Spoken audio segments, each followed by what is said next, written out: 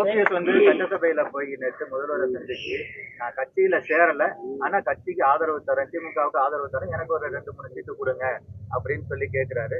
அதே இதுல ஐயப்பன் எம்எல்ஏ ஜெயலலிதா எம்ஜிஆர் போல சிஎம் முதல்வர் ஸ்டாலின் நல்லாட்சி தர்றாரு, அவர் ஆட்சி இன்னும் நீடிக்கணும் அப்படின்னு சொல்லி பேசுறாரு. இது எப்படி உங்களுக்கு? இல்லைங்க, அண்ணா திமுக சென்று விட்டாங்க. சென்றவங்க அவங்க என்ன பேசினாலும் அது நாங்க என்ன கருத்து சொல்றது, அது அவங்களுடைய கருத்து. இதே மக்கள் பார்த்துட்டு இருக்காங்க, அதிமுக தொண்டர்கள் பார்த்து கொண்டுதான் இருக்கிறாங்க. எடப்பாடியார் செஞ்சது தவறா சரியான்றது இப்ப தெரியும். அதிமுக எடுத்த நடவடிக்கைகள் சரியா தவறா என்பது தெரியும். ஏன்னா அவருடைய நடவடிக்கைகள் அண்ணன் எங்கள் மதிக்கத்தக்க அண்ணன் ஓபிஎஸ் அவருடைய நடவடிக்கை சமீப காலமாகவே அவர் திராவிட முன்னேற்ற கழகத்தில் பேசாம சேர்ந்துடலாம். என்ன சொல்றீங்க? அவர் பேசுற பேச்சே அப்படித்தான்.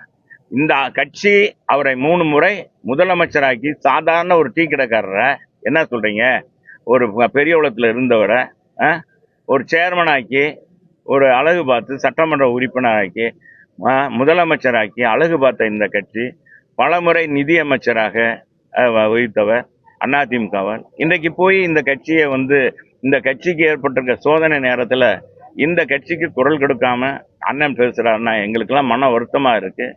தம்பி ஐயப்பன் சிறுவர், அவர் கட்சியிலிருந்து நீக்கப்பட்டதை அவரா பேச மாட்டார், அங்க இருக்கிறவங்க சொல்லித்தான் பேசுவார் என்பதை தெரியும். ஏன்னா அவர் மாணவரணியிலிருந்து வந்தவர், அவர் குடும்பமே அதிமுக குடும்பம். அவர் போய் எப்படி இப்படி பேசினார்னா அவர் கூட இருக்கவங்க ஆலோசனையின் அடிப்படையில் தான் பேசுறாரு.